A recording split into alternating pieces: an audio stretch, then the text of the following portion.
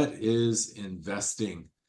Um, some people may think it's speculating or gambling on the volatile or uncertain value of assets in the hope of obtaining potentially high returns.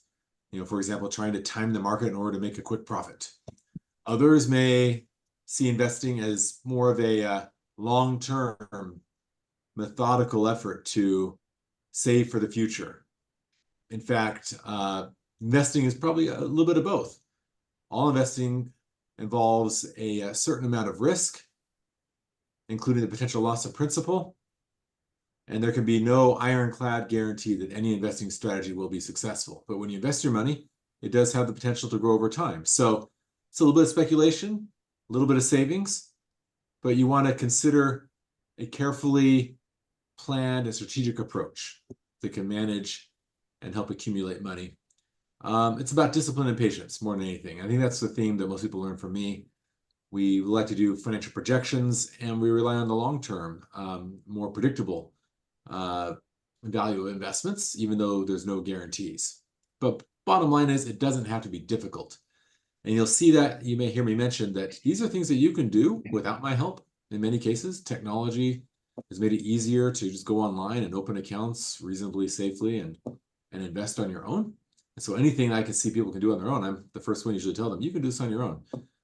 Even though I'd love to have your business if you want my help. And maybe I can do it better, me and my teams, but in the end, a lot of this, if you learn it, can be done individually and maybe even better. So an important concept to understand when it comes to investing is the impact of inflation.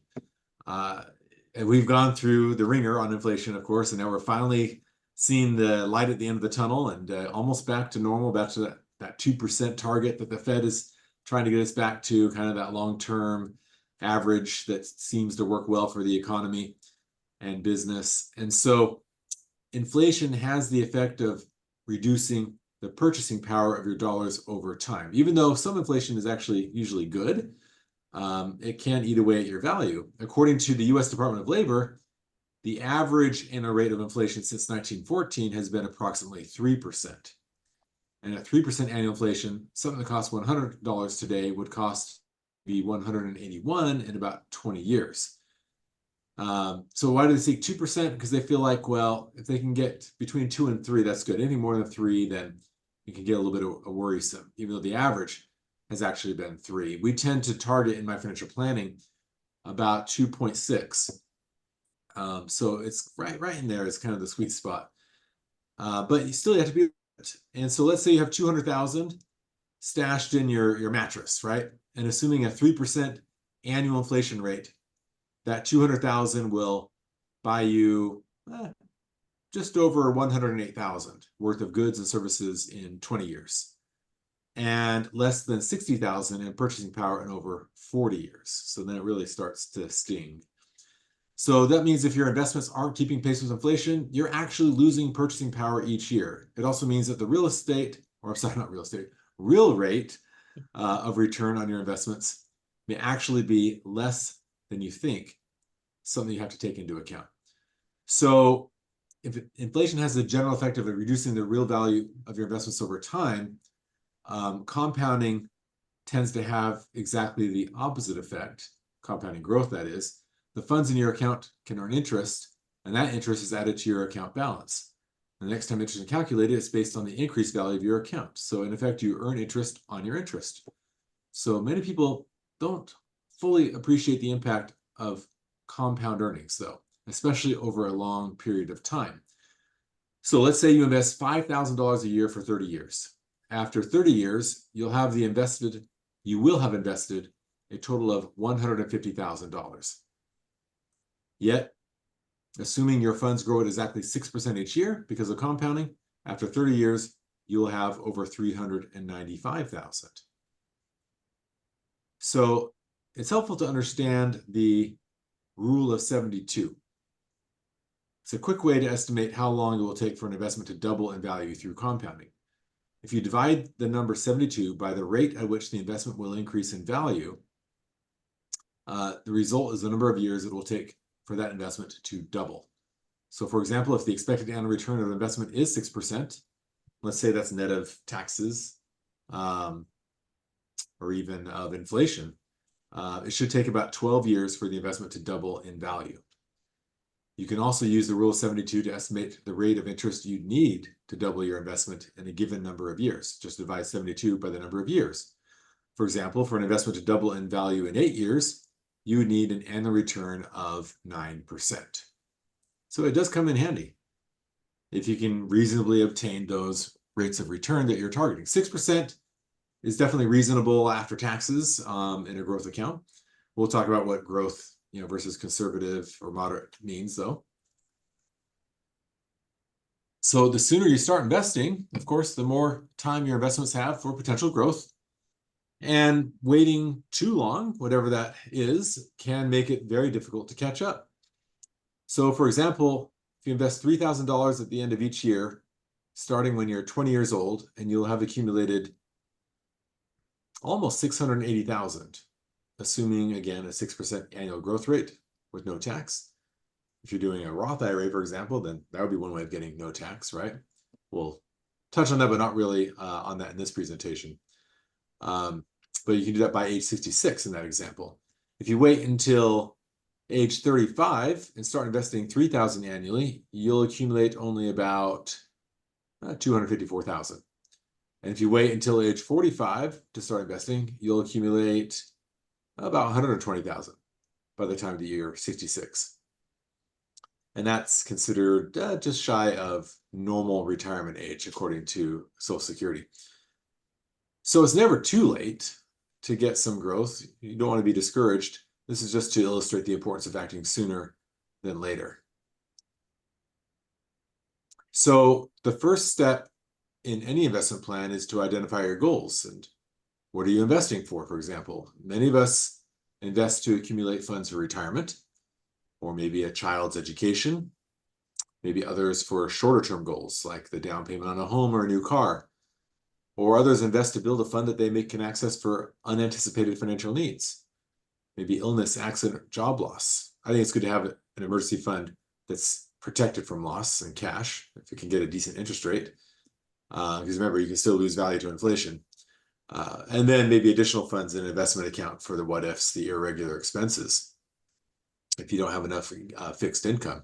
But in any case, those could all be good reasons. You may have all of those as investment goals, and that's possible too. If you have multiple goals, then it comes down to prioritizing them, just in case you can't fund all of them all of the time. But once you've identified and prioritized them, you want to look at your time horizon for each goal. So the more time you have, generally, you can probably afford to be more aggressive. And investments that carry more risk because they offer a greater potential for return will tend to be more appropriate for those with those long-term investment horizons than those with short-term investment horizons, simply because you have more time to recover. And if you ever look at a stock chart, more often than not, it's positive, but you have to be able to weather the storms, to recover from those losses from time to time. So it's all about giving yourself time and flexibility to let the market do its thing. And you'll probably hear me say, market timing is a bad idea over time. Once in a while, based on your needs, you might need to make a decision, but assuming you can always time the market is a losing strategy. So just the general topic of investing, of course, can be subjective. The investment plan that's right for you depends largely on the level of comfort that you have when it comes to risk. You can't completely avoid the risk when it comes to investing, but it is possible for you to manage it. So again, risks could be inflation for one. It could be theft if you're just hiding the money somewhere. A risk could be that you have too easy access to it and you just end up spending it on things that you didn't mean to. But then there's, of course, the market risk and some others that we'll take a look at. So two aspects of risk may be primarily the ability of the investment plan to absorb loss.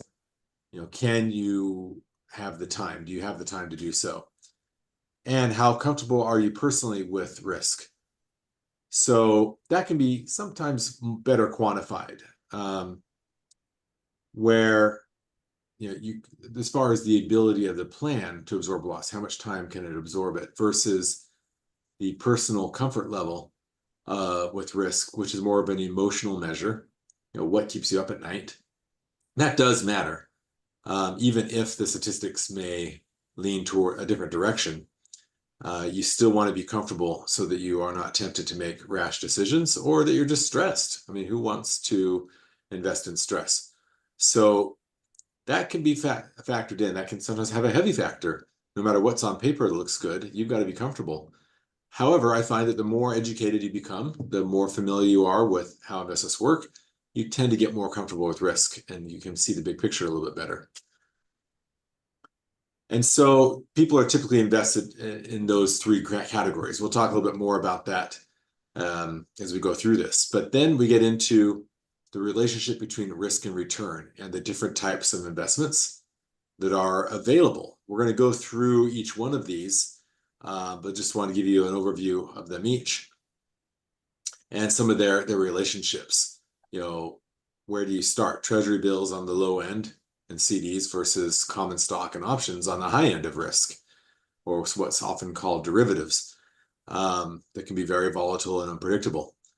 And so it's not to say that any of them are bad per se. It's just, are they the right tool for the job? That's more of what I do for folks to help them figure out what's the right tool for the job. And the more you know, the easier it is to understand and take action. So taking a look at some of these ones in particular, you don't always progress directly from CDs then to bonds, to corporate bonds, preferred stock. You might end up having some money just in CDs and treasuries and other money just in stock. It doesn't mean you have to progress step by step. Some clients I know, they only invest in stock options and they have a little bit of cash on the end. And that works for them, even though it's very complicated and risky. But they, depending on the situation, they can afford those losses if they were to happen. So we don't get too much into stock options, though, in what I do, because especially as they don't tend to fit the risk level, risk appetite of, or even the risk capability of many of the folks that I work with who are planning for retirement. But they're there. And so generally, if you can be more comfortable and be able to absorb the risks, the more risk tends to be better over time, of course, because you tend to have better returns if you're diversifying that risk as well. All right, so always be aware, though, if you are buying or selling options, you have to have a copy of the characteristics and risks of standardized options. And you can get that from any financial professional or at theocc.com. So theocc.com. All right. Moving on, talking more about our relationship here. Again, it comes down to growth, income, stability. What do you need? Usually you need a little bit of each. All right, so let's get into a little bit more of the specifics of these. Oops, I might have jumped ahead a little bit too quickly. Before I move into each one of these, let me see if I've lost anybody. Any quick questions while I hydrate? All right. So let's take a moment to clear up a common misconception. Some folks may think that a 401k is a type of investment. It's actually not. It's a tax-advantaged vehicle, so to speak, or an account wrapper that allows you to get those tax advantages if you play by the rules. Or maybe a bucket that you put the investment into. So you can have many different types of investments in a 401k or an IRA for that matter, let alone just a regular brokerage account. And so we're not going to focus much on tax treatment, but rather on the specific types of investments. All right, so cash alternatives, CDs, checking, savings, money markets, those are all in that cash territory. High yield savings, pretty attractive still these days. Most can earn 4 or 5% or maybe more still these days. Before the Fed starts dropping rates, you'll see that interest rates will start declining, which not so good for savers, but good for borrowers. So that may have a positive impact on the markets. We'll have to see. And then bonds tend to be, they're not guaranteed like cash, but they tend to be safer than stocks because bondholders are paid first when a company goes out of business. So they tend to have less risk, but also less return. We'll get into more specifics a little bit later. Stocks, you are basically taking a chance on a company staying in business more than bondholders. They don't owe you any money back. It just comes down to the value of the company, what other people think the value is, how much can you sell it for, let alone whether it pays dividends along the way, which is usually what people will buy a stock for, is to get the dividends. But the value of the company may go up a lot, especially if it's a newer company. And other investments we'll get into, such as mutual funds and exchange traded funds, where you're pooling in with other investments. So, all right. And then just a reminder there about 401ks and IRAs are not investments. They are just tax advantage vehicles to hold individual investments. And there's a lot of rules around those. And so I do tend to spend quite a bit of time on that too with clients, is how do we properly use those, use them to your advantage rather than to your detriment. And so even more detail here about cash alternatives. They tend to provide relative stability, a ready source of cash for emergencies, a temporary parking place for assets until you decide what to do. So that may provide lower risk, short-term, relatively liquid purposes. And you might use CDs, money markets, money market mutual funds, US Treasury bills. Some of those are FDIC insured, some are not. So that's an added layer of protection. Generally speaking, the FDIC insures only up to $250,000 per investor per account. So if it's a joint account, then that would be $500,000 of protection in case a bank goes under. Then the federal government's supposed to step in and protect you to that amount. So some people who have lots of cash will end up opening multiple accounts in different banks to get more protection for their cash. There are easier ways around that, but that's generally how that would work. Certificates of deposit are going to give you a guaranteed rate of interest if you're willing to leave it alone for a period of time, anywhere from 1 month to 24 or even 60 months. Just depends. And if you take it out early, you might pay a little bit of a surrender charge. But again, that's if you want to lock in a rate, especially when rates might be declining in the future. And then Treasury bills, they also offer a stated interest rate, different tax treatments and liquidity on them. But again, those are government backed on those and tend to be relatively safe. Mutual funds, money markets, they may actually lose value. It's rare that they do. Last time I saw money market mutual funds lose value or money market deposits was back in the 2008 crisis. And even then, it was only pennies on the dollar. But still, that's a big disappointment if you put money into cash expecting it to be perfectly safe. So you want to make sure that there's FDIC protection if it's absolutely critical that that money does not lose principal. But you may get a higher rate of return on a non-FDIC cash account. So you have to decide what's worth the risk, right? And sometimes they have a prospectus, and you want to review that for risk. And so there's that trade-off, just to summarize it, right? Low returns may not keep with inflation versus predictable earnings, high liquidity, lower risk to principal. You weigh it out. And that's part of what I do. Sometimes it's just help people to manage their cash. It doesn't have to be in the market for it to be called financial planning. So let's talk a little bit about bonds. Bonds are essentially loans, which is why they are called debt instruments. So you, the investor, are effectively lending money to the government or a corporation. So the interest rate or coupon rate, which can be fixed or floating, so it means it may fluctuate based on market conditions, it's set in advance. And the interest payments are generally paid semi-annually. So bonds are issued in denominations as low as $1,000. And in addition to a set interest rate, the maturity date is fixed. ranging from 1 to 30 years. And so bonds don't need to be held until they mature. Once issued, they can be traded among investors. In fact, you might earn some money on them earlier than the maturity if the value of that interest rate has gone up because interest rates elsewhere has gone down. So because you can buy or sell bonds in the open market, bonds tend to fluctuate in price. So they might go down too. You want to be careful about that. But if you need the money sooner than you thought, you might end up losing value because maybe that bond is worth less in the market. So that's where sometimes there is risk with liquidity. Mutual funds may help reduce that risk for liquidity needs, but again, it may be down in value. Okay, so some types of bonds may be, as I mentioned earlier, US government securities, or agency bonds or municipal bonds, T-bills, different names for those, as well as corporate bonds.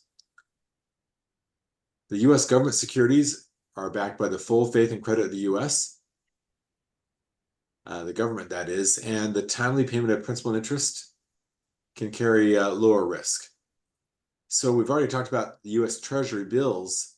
They may also include Treasury notes, Treasury bonds, which pay interest semi-annually as well. You can also invest in bonds that are issued by agencies owned or sponsored by the US government, which may or may not have backing from the US government, depending on the agency. So municipal bonds are issued by local governments of states, cities, or towns, and specific authorities like a state transportation authority may issue bonds.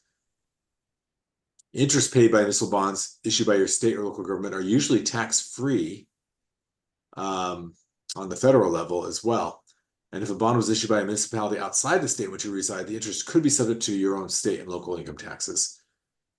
And if you sell a municipal bond at a profit, you could still incur capital gains taxes. So some municipal bond interest could be subject to the federal and state alternative minimum tax as well. But at a basic level, oftentimes they can be federal and even state tax-free on the dividends, the interest that they are paying out. Oops, jumped ahead. So corporate bonds are issued by private companies. The volatility of these tends to depend on the company that issues them. It can be anywhere from very stable to highly volatile. Sometimes they're called junk bonds if they're more volatile, but they can also earn you a lot. Some corporate bonds are convertible and can be exchanged for shares of the company's stock. You can also purchase what's called zero coupon bonds that are issued at a discount below face value. No interest is paid, but at maturity, you receive the face value of the bond. So for example, you might pay $600 for a 5-year, $1,000 zero coupon bond, and at the end of the 5 years, you'd receive $1,000. So you've earned $400. The principal value of all bonds may fluctuate with market conditions, though. So bonds redeemed prior to maturity may be worth more or less than their original cost. So we'll take a look at some of the pros and cons of bonds as an investment choice.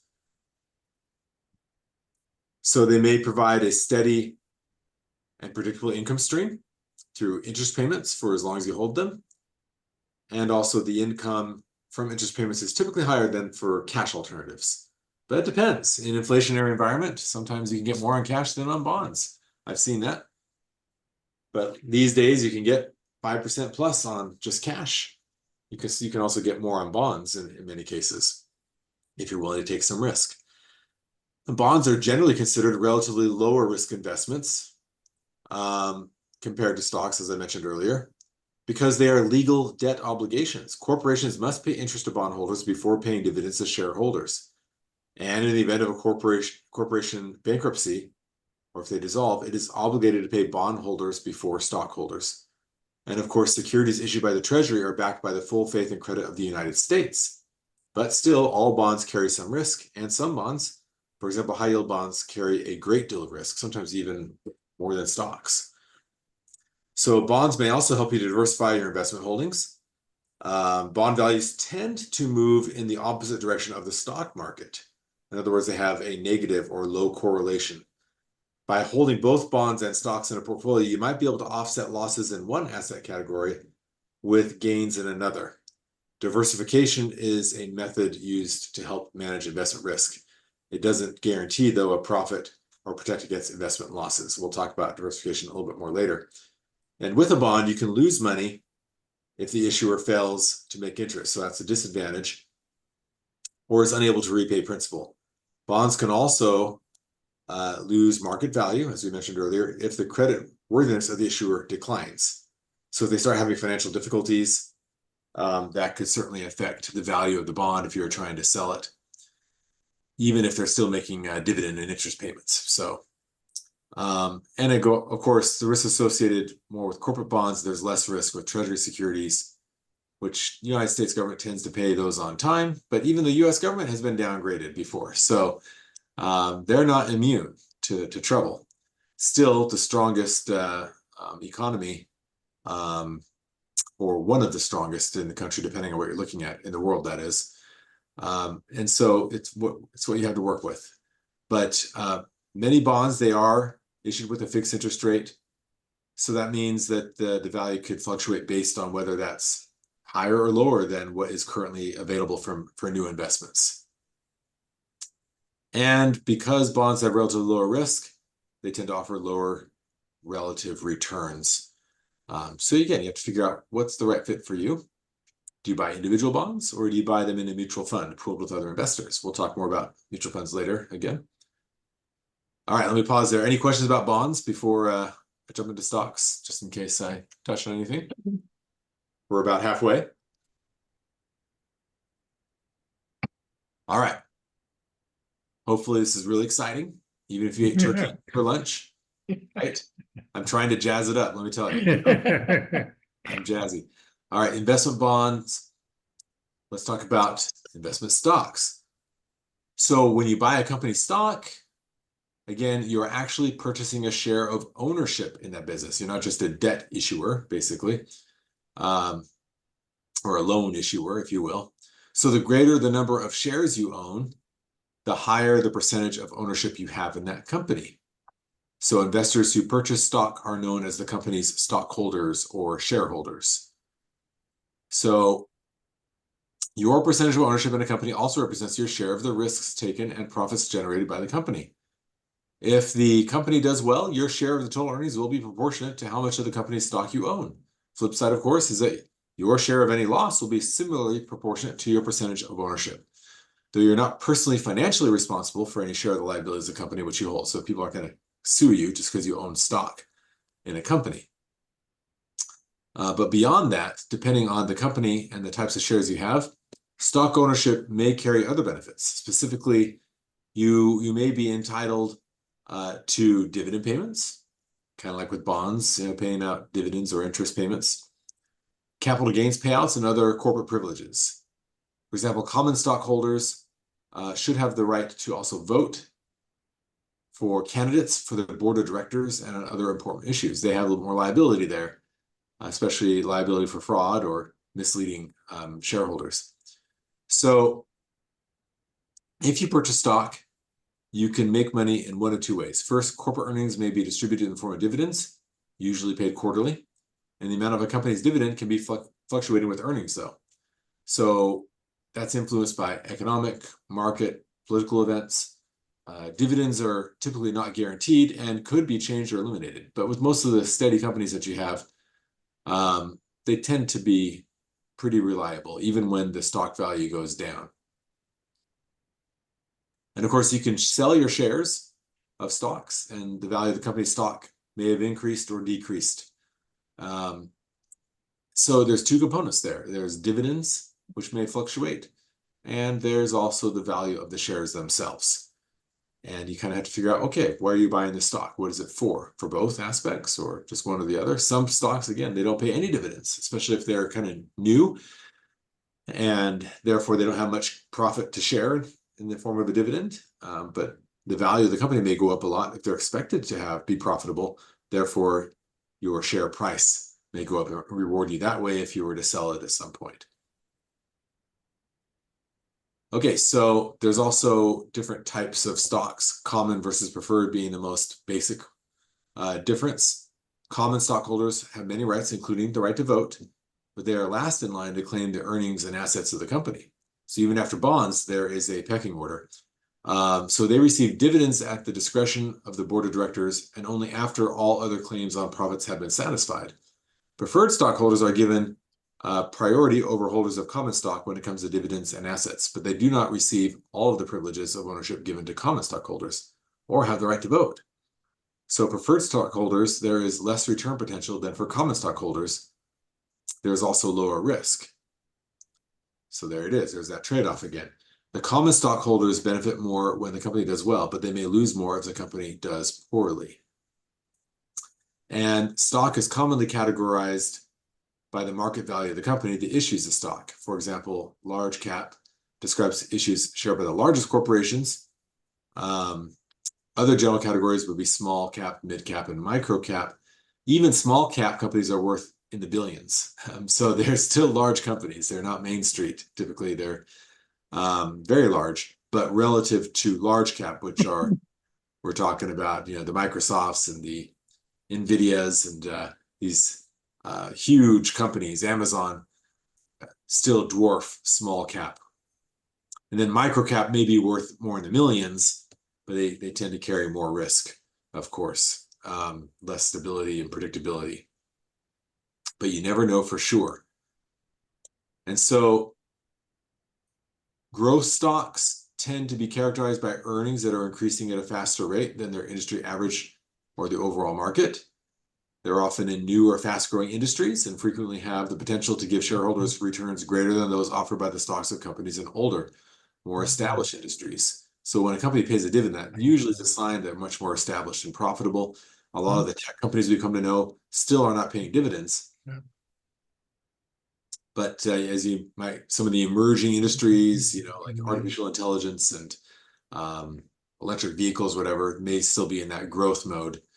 Whereas value stocks are typically characterized by selling at a low multiple of a company's sales, earnings, or book value. And income stocks offer higher dividend yields than market averages and typically fall in the utility and financial sector. So they're kind of very reliable. Everybody needs those utilities, right? Therefore, they tend to pay more steady dividends, but less share price appreciation in most cases.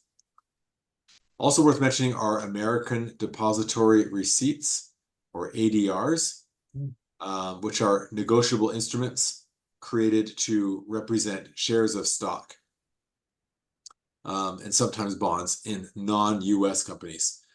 Investing internationally carries additional risks such as differences in financial reporting, currency exchange risk, and economic and political risk unique to that specific country. So this may result in greater share price volatility. So shares, when sold, may be worth more or less than their original cost. And I meant to mention that income stocks sometimes can be even less stable, though, than a blue chip, which are some of the most well-known and stable and predictable companies that generally pay dividends. So you might have heard that blue chip stocks still carry risk compared to bonds, but maybe among the most reliable, predictable of stocks that you can buy. Still, no one company is immune. So sometimes diversifying can help improve your risk level, or reduce risk, that is. So just a summary now of the advantages and disadvantages of stocks. In general, stocks offer a greater potential for returns than do bonds or cash alternatives, especially over the longer run. And with stock, you actually own a share of the company, and therefore you have some rights that may include voting rights. So if they're considering a change in the company, you have a say, maybe a small say, depending on how many shares you own. You do have a say with stocks if you own them individually. You can invest in a stock that has a history of paying regularly dividends. You can also invest in a stock that has the potential to appreciate significantly in value, maybe has less dividends. And stock is usually easy to buy and sell. You can now buy or open up accounts that let you trade with no trading fees. That's a relatively new thing over the past several years. Not bad. But again, sometimes being able to buy it too easily can lead to some hastiness that can be costly. So if the company you invest in performs poorly, of course, that's on the disadvantage side, your value may decrease. Even if it had paid regularly dividends in the past, you might lose dividends in the future. And not to mention share price may go down. In fact, your shares can lose value simply because they're subject to general volatility of the stock market. So it can kind of be like sympathy effect, or contagion. And people will, your stock value, even though your company is great, just because similar companies have not done well, your stock may also go down. Maybe not as much, hopefully. So there still is that general market risk that just fear sometimes overrides logic. So this volatility means, though, that losing principal is greater with stock than it is with bonds and cash. And it also means that stocks may not be appropriate for short-term investment timelines unless you have that higher tolerance for risk. Maybe you have, some extra cash that you are going to be just fine if you lose, and you're willing to take that chance, right? It's kind of the same philosophy if you ever walk into a casino. Have a budget, be prepared to lose that money for entertainment's sake, because hopefully you have more predictability in the stocks that you buy, but it can be just as volatile at times, depending on the industry and the company. Okay, so other investment options. Quick drink. Any comments or questions before we move on? Mm-hmm. All right, so real estate, stock options, commodities, collectibles. They can add some extra volatility and opportunity, right? Maybe it helps to diversify better by not being totally reliant on the basic stock and bond market. Generally, spreading things around can be a wise approach, although it's no guarantee that you will avoid any loss.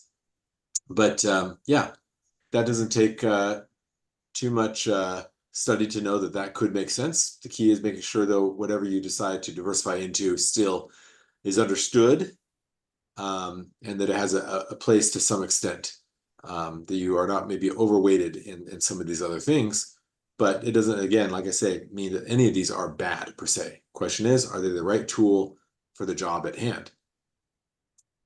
But this is a basic discussion, so we're not going to spend any more time on those topics.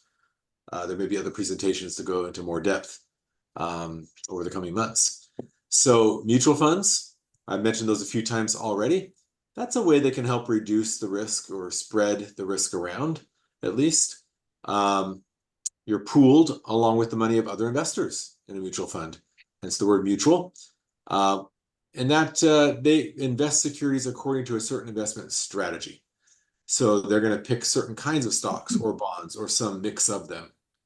And they're managed by a fund manager who reports to a board of directors. So there's some accountability to stick to a certain trajectory or goal. And you own a piece of the total portfolio, which could include anywhere from a few dozen to hundreds of securities. And that provides you with both a convenient way to obtain professional money management and instant diversification that would be more difficult and expensive in many cases to achieve on your own.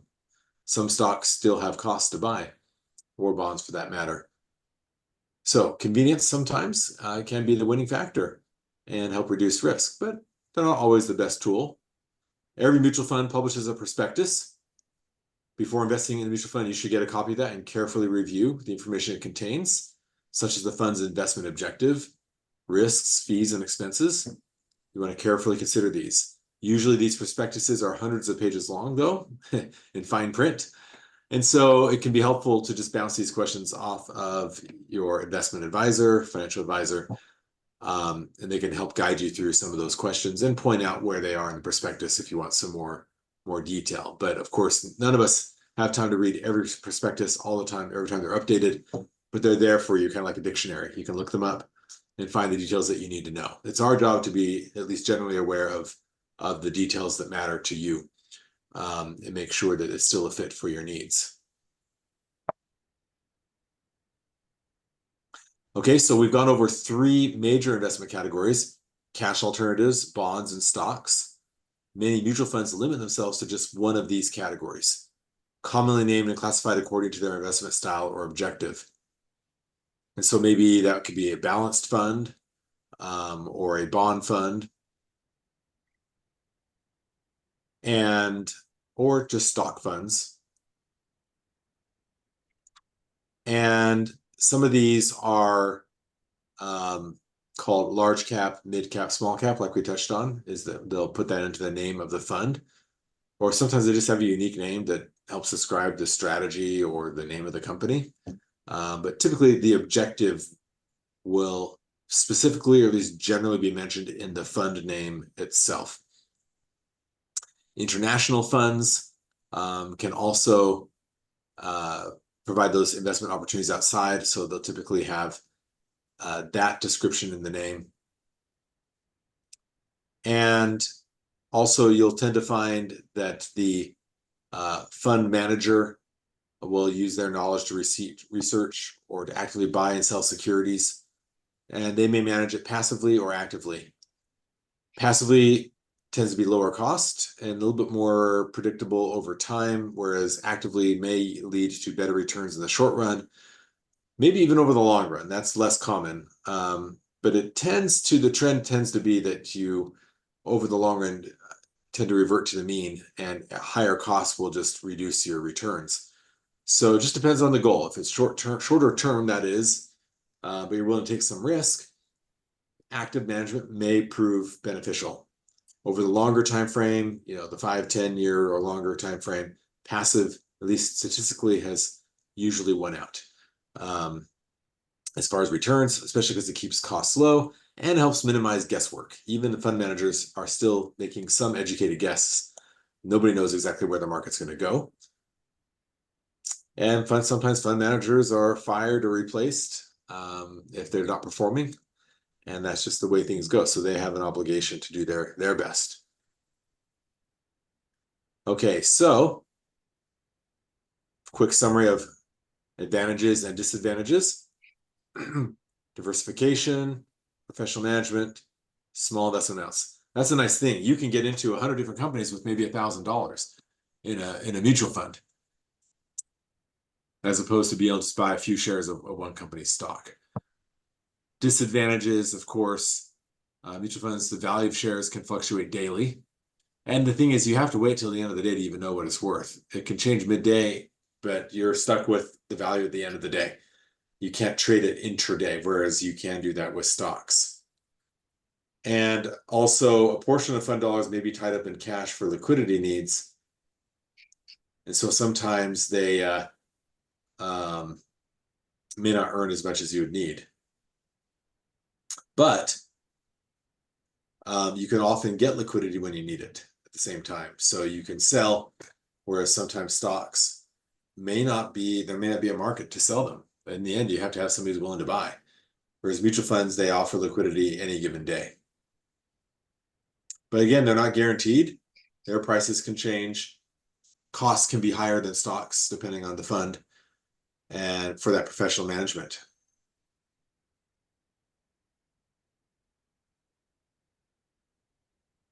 Then there's exchange traded funds, relatively new in the industry. They've been around for a few decades, but compared to the 80s or even the 70s, when mutual funds were just starting to get their foothold, ETFs, more like the past 20 years, is where they've really come to the forefront. And so they are basically like mutual funds. They pool your money with the money of other investors and invest in a collection of securities. But the main differences are they're passively managed and based on an index. And an index generally, it's just a list of stocks that fit a certain criteria. So there's not going to be that personal opinion in exactly how they work. And also, you can trade them throughout the day, like stocks. So that's an advantage in some cases if you're really wanting to get a certain price on them. And you can get into an entire market segment or industry more efficiently in many cases compared to mutual funds. Sometimes index mutual funds can do the same thing, though, at a similar cost, but still you can't do the intraday trading. But again, they tend to be passively managed ETFs. So you're not going to get a lot of that active management that could yield more in the short run and sometimes in the long run. But over time, you're probably going to do better, historically speaking, with ETFs, depending on the sector that you're trying to invest in.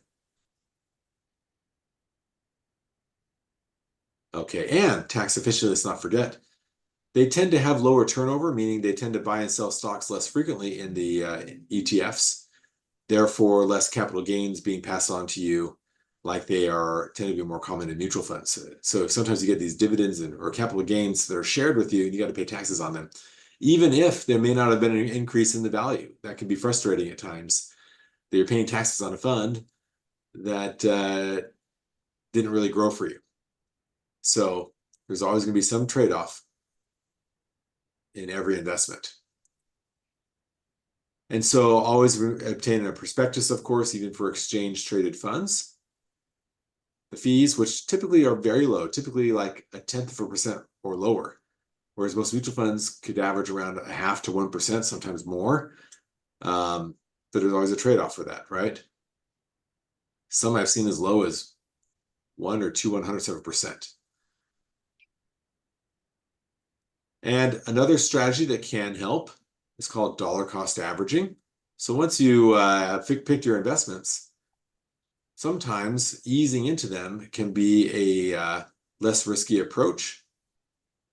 No guarantee, but the idea is that instead of buying all at one price, you put some money in 1 month and then some more the next, and maybe that share price has dropped by then. So now you're buying it on sale. Maybe it's grown more a little bit later on. Okay, still you're cheaper than when you first bought the first 10 shares and so forth. So that can help. Whereas the average investor's cost per share, they may have earned, or 17.24, that is, when you do dollar cost averaging versus the average market price. Not a guarantee that it'll save you money or earn you more, but sometimes that can help ease the nerves and reduce risk over time. Just depends on where the market goes and the volatility of the sector that you're investing in. Okay, so getting toward the end here, asset allocation is a concept that allows you to, or encourages you to, spread the money out into different sectors, different types of investments, spread out the risk and the time frames. And so that's usually a part of any investment planning or financial plan, is that we're planning with what allocation to use that's appropriate for your needs. Other investments might fit into that beyond just bonds, stocks, cash. Maybe annuities or specific alternative type investments can fit in there to provide certain guarantees that can help take pressure off of your portfolio if the time frame and other factors are a fit for you. But that was a conservative allocation. A moderate would have a greater proportion invested in stocks, a little bit less in bonds, and still some cash, 10%. And then an aggressive majority in stocks there, 75%, maybe bonds 15%, and 10% in cash. So anywhere around 80-20 is kind of the rule for what an aggressive model will be. Very aggressive would be like 95 to 100% in stocks. But sometimes you need that cash there for liquidity or for trading purposes. And so generally a younger investor may not need any bonds in their portfolio. It might be more like ballast for them that they don't need, as long as it's money that they're willing to set aside. Even in retirement, sometimes being all in stock can make sense if you have emergency reserves or other cash protected on the side to help you to weather the storm when market values go down. Not if, but when. We just don't know when. And it'll give time for it to recover.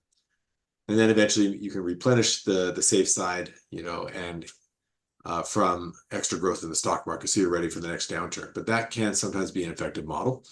Just depends on your situation. Financial professional, I've been touching on that. What can we do to help you determine all those things that we touched on? Your goals, your timelines, your personal risk tolerance. Run projections that can help you see what a certain amount of risk can do for your unique situation, even with market volatility factored in, and develop an asset allocation model accordingly that you can have more confidence in. When it comes down to selecting specific investments, help you understand the pros and the cons, and help make that easy for you to get into them, to help you to take action, and of course help you manage and monitor and modify. There's no financial plan that stays the same at any given moment, so you have to update things, adjust. So you want to build in flexibility to any good financial plan and talk about it regularly so that you're aware of it and you don't have to feel panic when the markets are more volatile or there's other unknowns out there. because you have looked at a lot of the scenarios that could result or that factor in those market conditions as well, and still help you know where you're likely to head if you can be patient. So because nothing is guaranteed, that's why we plan and plan for contingencies. But knowing and understanding the components of your financial plan, your investments, can make a huge difference in your comfort level and confidence, help you to avoid those market timing temptations, and stay course for your needs. So that wraps up the investment basics with a few minutes to spare in the hour. So I appreciate your time, but still have a couple minutes for any questions, unless I have filled your cup and it runs over. Thank you.